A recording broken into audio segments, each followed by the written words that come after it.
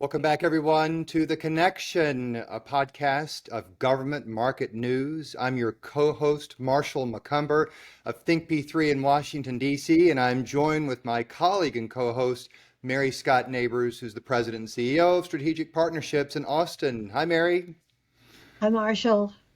We have yet another amazing conversation planned today. We're talking about the revolution in air travel in so many ways. And joining us in studio is one of the key thought leaders, Caryn Moore Lund, who's the Vice President of Public Policy, Regulatory, and Government Affairs for Ferrovial Airports. Caryn's going to tell us all about what's going on in this space. It's exciting time for sure. There's also some challenges ahead, and we want to hear about that too. Caryn, thanks for joining us. Welcome. Thanks for taking your time. Mary, Scott, thanks so much for having me. Delighted to be here. So, Caryn, let's jump right into this. Everybody knows what an airport is. What is a vertiport and how is it different? Great question. So the off-the-cuff answer is vertiport is the airport that you want in your backyard after years sort of globally of backlash against development and growth in the airport sector and more aviation travel. What we're finding is that vertiports, which are small, safe, secure facilities that allow for the operation of electric vertical and takeoff aircraft. So these are aircraft that are all electric, so a lower noise signature and no emissions, but can take off like a helicopter and fly like an airplane. They're going to be powered by batteries. And so what this allows a vertiport to be is a much smaller, more convenient, more proximal aviation facility that can integrate into a community or a business development or a point of interest and allow for aviation to serve that facility versus just having aviation at airports. Now, you say it's the airport that everyone does want in their backyard. You mentioned noise. We mentioned footprint, traffic, and so forth. Why do I want a vertiport in my backyard? Absolutely. Great question. So 360 degrees of connectivity, no operating emissions, noise profile of 65 decibels, which is a little quieter than most dishwashers at 300 feet and inaudible at cruise flight. They are going to cruise at 2,500 to 5,000 feet. So this isn't something that's hovering over your house. It's not a little drone. The aircraft that are going to use vertiports are safety certified by the FAA or the aviation equivalent in their jurisdiction like EASA in Europe. And so it's safe, quiet, and provides you a new mobility option. So instead of just being limited to roads, rail, existing airports, think about where you could go. At my former company, Lilium, out of Germany, was started by a real visionary. And so he kept us grounded in the why we were working so hard. And he called it the radius of life, right? What would you do if you could get anywhere in 100 miles in under an hour?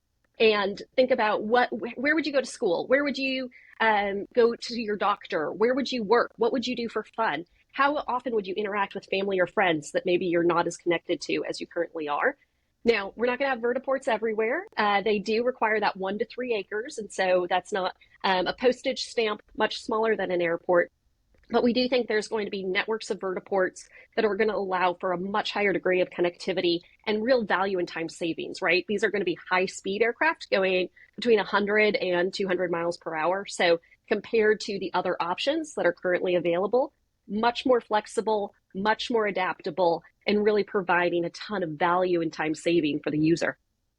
So, Go Caryn, ahead, Mary. this is very, very futuristic, and people who have not been really reading about this and who maybe don't live their life, with infrastructure issues like all three of us do, they're going to want to know how long in the future are we going to have to wait? And is the United States behind other countries? Because I hear we are behind. So talk to us about a timeline here. Everything I read, there are different timelines. So talk to us about that if you would. Absolutely. Well, we're really on the cusp of it. Next year, this is, almost the end of 2023. 2024 is going to be impaired, and it's so important for this industry. The first aircraft are going to be undergoing their serial test flight campaign. So this is the production aircraft, the one that's going to be out in the market. It's going through their test flight campaign. So these are market leaders like Joby, Archer, Volocopter, and Beta are putting the real aircraft with pilots inside flying real operations. And what's really exciting, specific for the US, is we have the Agility Prime program here under the US Air Force. And that's where the Air Force is partnering with some of these manufacturers to allow for military adaptation of the vehicles. And they're doing military test flight campaigns right now, currently, as we speak, at Edwards Air Force Base, down at Duke Air Force Base in Florida. So next year, I mean, in the next 12 months, we would anticipate seeing these aircraft go through many of the final milestones to achieve their safety certification. Next comes commercialization, and that's going to have a longer ramp up period. The companies are well underway on developing production facilities. They've been really savvy in engaging with auto OEMs and manufacturers to ensure production capabilities, supply chain management, some of those things that the major car companies are great at. And so we have a clear path to scaled production of these aircraft. On the global side, we certainly have the first certified eVTOL aircraft was certified in China this year. It's a one-passenger autonomous aircraft, and we are excited to see this as a global marketplace. However, the United States does hold some of those really important OEMs, Joby, Archer, Beta that I've mentioned. Eve is a subsidiary of Embraer, so a shared company between the state of Florida and Brazil. And then Volocopter and Lilium and Airbus in Europe are developing European options, but then also certifying in the United States. So thankfully, the US and our allies, well, we maybe have different ways of doing this. We are going to be well positioned if we continue the hard work that's ahead of us. Marshall, if I can ask one more question, I swear I'm going to get quiet and let you jump in here. But so Caryn, I was shocked to hear that in California, two of the major airlines have already formed agreements with these companies, and that it is moving this quickly because there's not been enough public attention. The media has really not given a lot of attention to this. So is California going to be the first state? Are they going to lead in this? We're really excited about California. I would anticipate in the United States that Florida is going to be first. Most of these aircraft are going to fly under visual flight rules at first. So they need blue sky. And I'm from California. We have a lot of blue sky, but we also do have things like fog and other weather that would inhibit this. So I think the states that Ferrovial sees as key early movers would be Florida, the tri-state area, so the Northeast Corridor region, Southern California, and then Texas, where you're sitting. We see those as all prime. But right now, if I'm putting money on it, and we are, I think South Florida is going to take the cake for the United States as the first location where these commercialize. Mary gets right to one of my questions about some of the incumbents that are already in the space, and those being, of course, the major airlines and, of course, the major airports themselves. Are you seeing airlines investing directly into the manufacturers or in the development of these facilities? Yes, for both. So what we're really excited about is that we're seeing partnerships. Most of these are letters of intent or warrants, sort of guaranteed orders, either hard, soft to hard orders from incumbent. And so these are sort of your big legacy carriers, the airlines that I take down to fly to Austin, like United, American, and Delta have partnerships, but also some of the vertical operators. So in Texas, Bristow, that provides a lot of helicopter operations out to the Gulf for servicing the oil and gas industry. They're in a leadership position here by bringing on a really robust order book of diversified eVTOL aircraft. And so we're seeing incumbents engage, but also because of some of the regulatory matters about how airlines operate, these are going to need to be individual companies. Yesterday, actually, a company was announced to specifically serve South Florida, Urban X, and they are a local company that's focused there with the backing of a new entrant airline. So we're seeing some unique partnerships develop, and I'd anticipate there certainly will be more over the next 2, 3, 4 years. You see, you'd mentioned the Northeast as one of your, or the tri-state area as one of your key markets up there, but I'm going to push you on this a little bit. That's one of the most congested pieces of airspace in the world, as we all know. I mean, Yeah. Texas increasingly is very congested as well. How do you really slide in these aircraft operating perhaps autonomously one day into an already congested airspace that we know is so tightly regulated, as it should be, by the FAA? Absolutely. Well, I think it's that in any given minute, There's about 10% of the world's air travel is in that New York tricon, right? So think about what that means for the global economy. And I think that even if we can take just a part of that, what does that mean for us as a company? What does that mean for the New York, New Jersey, Connecticut economies as a region and their connectivity?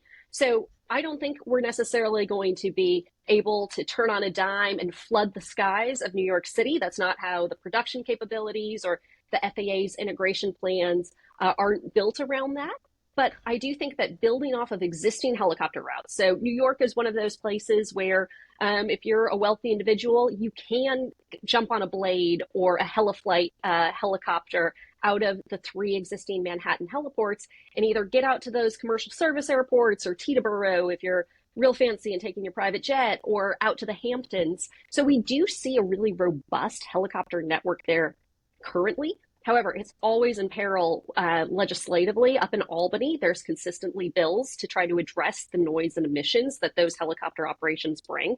And so every year, those companies that are operating in that space have this huge uncertainty. Well, they're also having these negative impacts on their surrounding communities. So I think for the Northeast, the step one would be replacing some of those helicopter operations with eVTOL operations, making them more sustainable, making them more accessible at the lower price point, and allowing those to be supplanted by eVTOLs. Well, then we can ramp up. And so it's going to be building on existing infrastructure, building on existing flight paths and procedures to allow us to demonstrate value, demonstrate safety, and fully integrate over the coming years. Mary, So, you have a question? yeah, Caryn, I want to talk about the other companies that might want to be thinking about getting involved here.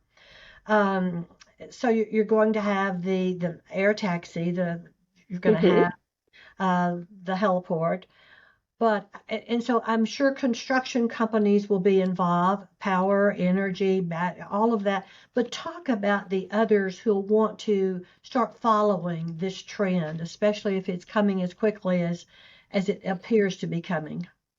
Absolutely. So I think if you're an asset owner, whether in the private sector as a developer, as a P3 operator, the way our parent company is, or if you're, city manager, county clerk, CFO, state DOT, you're going to want to be thinking about, okay, where do I have 1 to 3 acres that is proximal to points of interest? How do I plan for this? Where do I have a transportation desert where the trip should be taking 20 minutes, but it's taking an hour? And how can I begin to plan for these things? We're working with developers, so people who own shopping malls or other assets to incorporate this into their long-term planning, and would certainly, and on both the state and local side. One area of real interest would be parking, whether that's on the public side or on the private side. There is a real need for second lives for some parking garages, and then there's still a need for new garages elsewhere, right? This is highly regionalized, highly dependent on the communities they serve. And so we will be participating in multiple P3s where we are the accelerant to deliver a parking project for a community that had one in their development agreement but wasn't able to get it off the ground. So we'll have a parking garage that we're structurally ensuring can take the sort of significant weight and the demands of these aircraft and allow for a really pleasant and efficient passenger experience, while also serving the community as a parking facility. Similarly, if you have an existing aviation facility, electrification, how do we bring back electricity to some airports where we've been taking wires down for a long time, thinking about how we bring that back to electrify.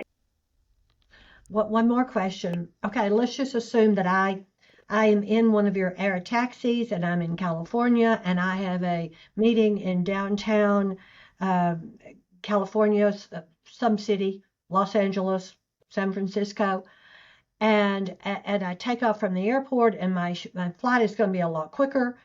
Where do I land?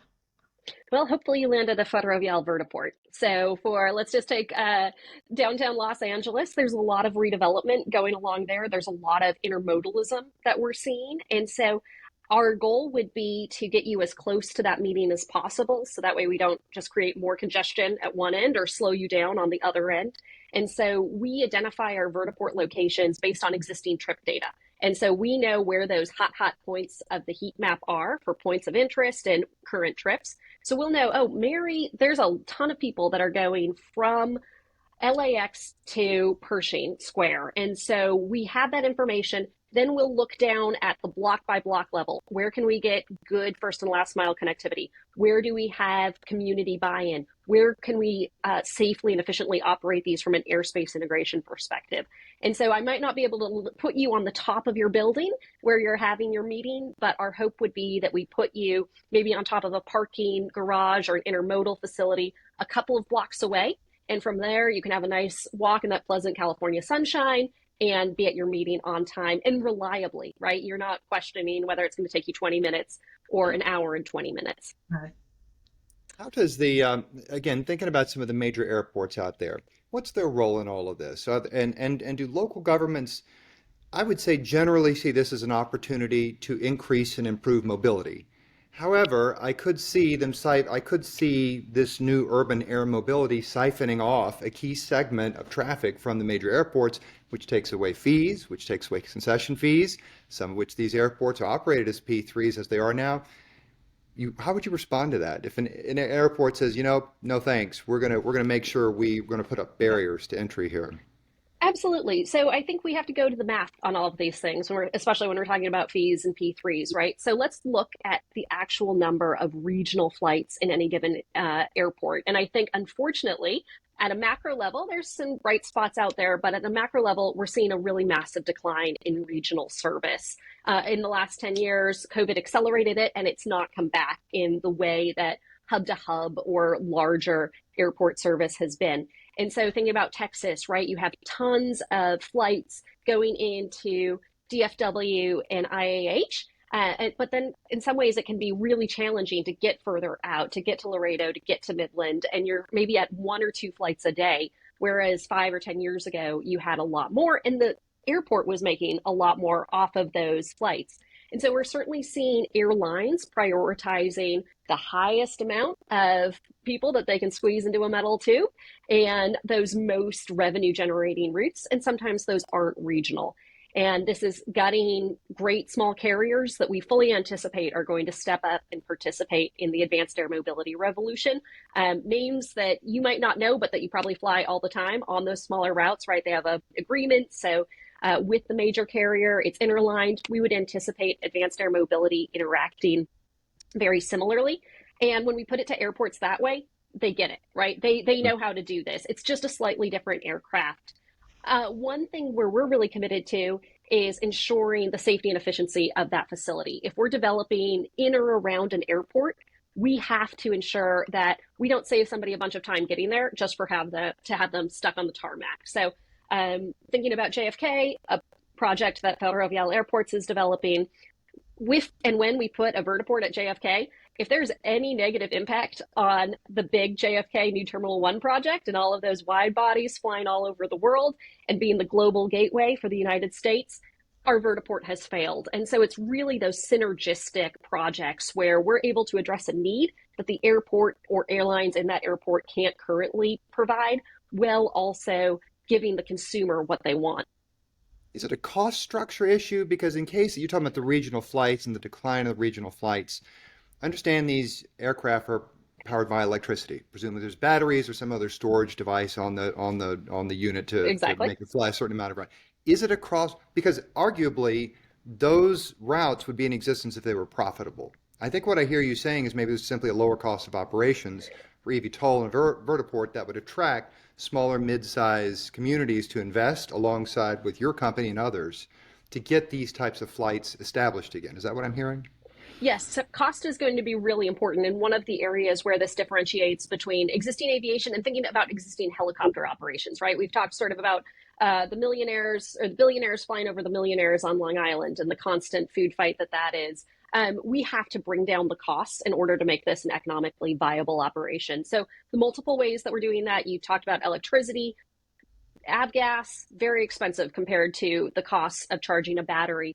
Beta did a fantastic national flight actually from their headquarters in Burlington down to the Dallas-Fort Worth area not long ago. And I think it was like $11 each time they had to stop to fill up in charging fees. So compared to what the hundreds of dollars that would be for avgas. So we know cost is going to be less. And also, like sort of your personal electric vehicle, if you have one, a much simplified aircraft, many fewer moving parts. And we would anticipate, and what we're seeing is simpler to build, so cheaper, and then simpler to operate and maintain. So more hours in service, less being in maintenance, and also less cost when that maintenance occurs. Now, probably the big cost that any aviation stakeholder is acutely aware of is pilots and pilot supply currently. This is going to be subject to those realities. Advanced air mobility is not protected from that. One area that we're really excited about is that this allows the chance for people to be pilots and sleep in their same bed every single night. And what we've seen in other industries like trucking is that it's a lot easier to recruit and maintain a workforce when they have a better quality of life. And so taking pilots necessarily from long haul and bringing them back short haul, maybe making it something more viable for a working mom like me to do versus having to be overnighting. So we're hopeful that there's going to be a quality of life, much quieter work environment when we think about both the pilot workforce and the ground crew, no emissions. These things we think are going to be meaningful. And we also are tracking to, in the future, the technology for autonomy and then the rules and regulations around them maturing to the place where we could have remotely piloted and then fully autonomous flight that are also then going to really drive the costs down. Yeah. Mary. So Caryn, on these podcasts, what we really try to do is we try to give a lot of value to public officials who may be thinking about this, and then we try to provide a lot of insight into private sector companies who also may want to get involved. So let me ask you about this. If I'm a public official, let's say I'm a municipality just outside one of the major airports, and I'm interested in looking at this. Or on the other hand, let's say I'm a developer in the same area and I want to work with the city to maybe develop a heliport or have the land or bring in the big guys like Ferrovial and the others. What advice would you give them right now to get prepared, both segments? Sure. So what we're seeing that's really working well at cities, counties, and states is someone who's acutely familiar with the priorities of the mayor or county commission or governor to be tagged as the key POC and the key subject matter expert within that office. So City of Orlando has done this. And this person isn't just the advanced air mobility nerd, right? They also have full visibility and integration into the priorities of the city. And so that's a real integration between, okay, what is advanced air mobility, but really how does it serve our needs?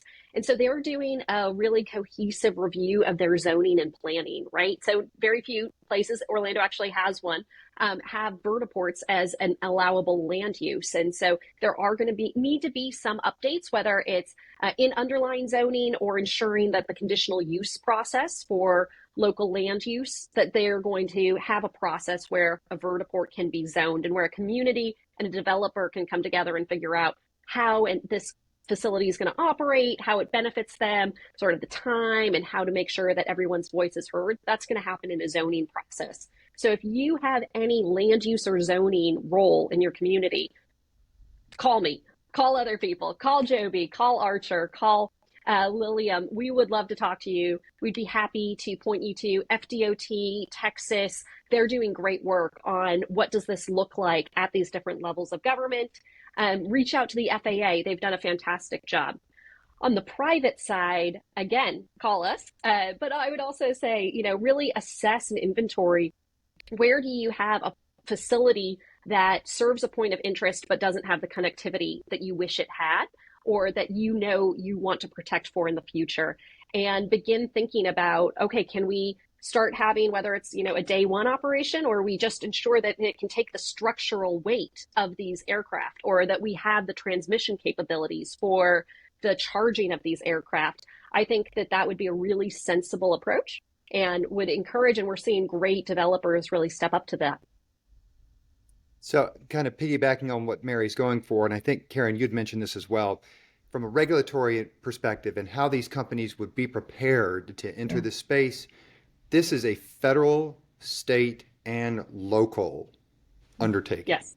That's what I hear you Yes, I would saying. say federal, state, local, community, right? Like Hmm. we are in front of Hmm. HOAs and tourism boards because we have to be where we're wanted. If we are in litigation or have communities around us that don't want us there, that's not going to be a commercially successful project. And so every level of government and organization plays a role. It's as Mary and I have talked about on this podcast before, there really is no shortcut, especially when we're talking about safety, air travel. There's no Absolutely. shortcut. And no one's saying there should be a shortcut here just because it's new technology. In many ways, it's still infrastructure development, and it's got to be done the right way and involving all levels of government. Mary, what do you think about all this?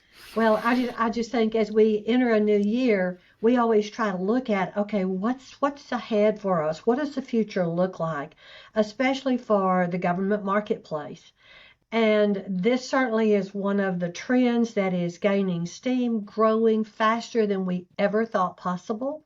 And it's surprising to us that so few people really believe this is happening or is going to be in our future within probably the next 18 to 24 months.